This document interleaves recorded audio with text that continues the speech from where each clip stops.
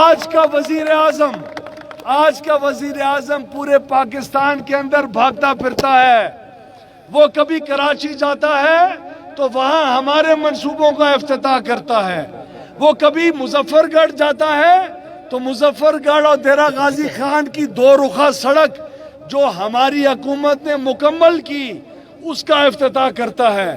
وہ کبھی مظفر گڑھ جا کے طیب اردوگان ہسپتال جو ہر غریب اس چیز کا گواہ ہے کہ وہ شہباز شریف کی محنت سے بنا، وہ شہباز شریف کی محنت سے مکمل ہوا.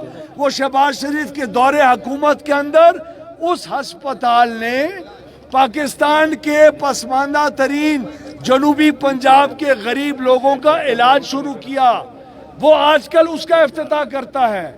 آج یہ عوام، یہ بلوچ علاقے کی غیور عوام اس چیز کا ثبوت دے رہے ہیں نیشنل میڈیا کے سامنے. عمران خان کو اس کا آئینہ دکھا رہے ہیں کہ وہ شکریہ ادا کر رہے ہیں کہ اس قسم کے منصوبے نون لیگ کی حکومت کے اندر شروع ہوئے اور نون لیگ کی حکومت کے اندر مکمل ہوئے.